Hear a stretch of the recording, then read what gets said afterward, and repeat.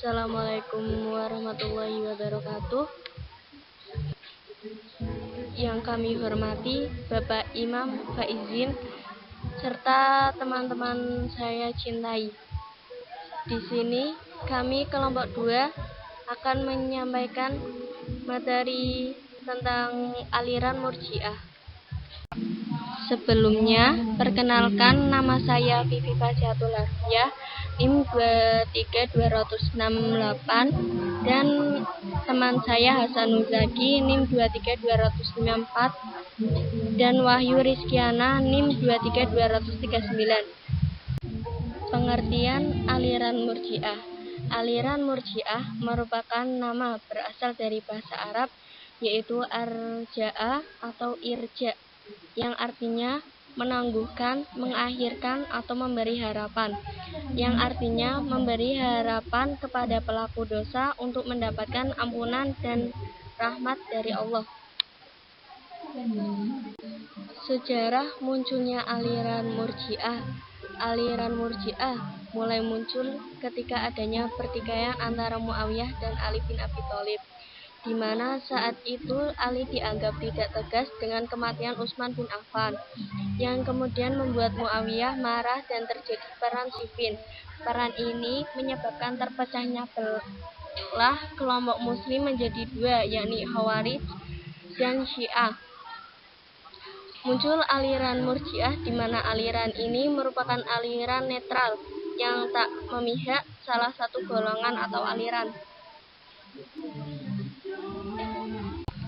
Doktrin aliran Murji'ah: orang-orang Islam yang berbuat dosa besar tidaklah kafir, melainkan tetap mukmin. Persoalan dosa besarnya diserahkan kepada Allah kelak di hari akhir. Seorang mukmin tidak kekal dalam neraka. Iman hanya dengan makrifah saja.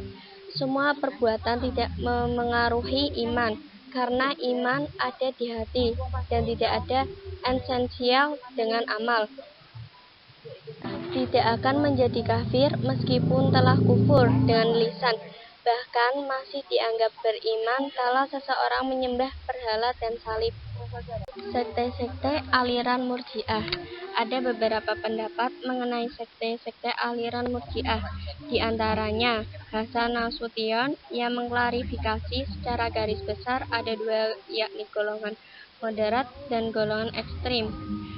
Golongan atau kelompok moderat berpendirian bahwa pelaku dosa tidak kafir dan masih mukmin, tidak juga kekal dalam neraka.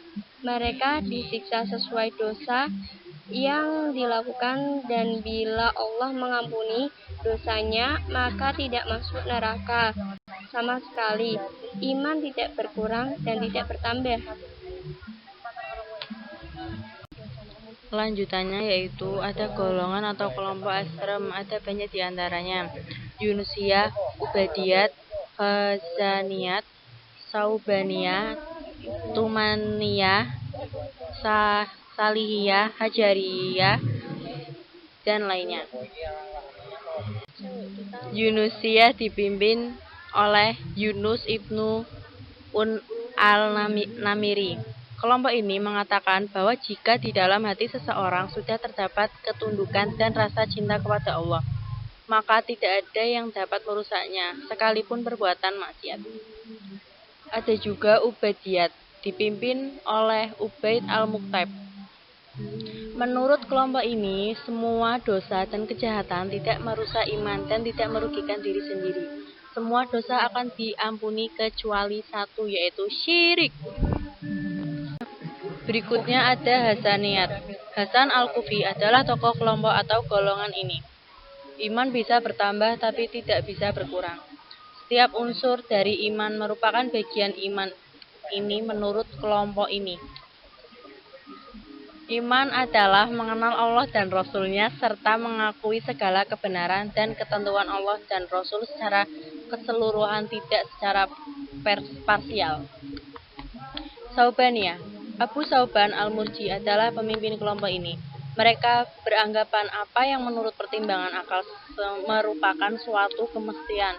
maka hukumnya wajib, meski belum ada nasibnya dan suyari. Tumaniyah, tokohnya ialah Abu Mu'adz al-Tumani, berpendapat bahwa iman adalah apa yang terjaga dan terpelihara dari kekufuran. Orang yang meninggalkan unsur iman dianggap kafir. Unsur-unsurnya yaitu ma'rifat, tasdil, mahanah, dan ikhlas serta mengakui apa yang dibawa Rasul. Lalu ada Salihiyah. Salih ibnu Umar al-Salihi adalah pemimpin kelompok ini. Beribadah merupakan bagian dari iman itu sendiri, bukan amal.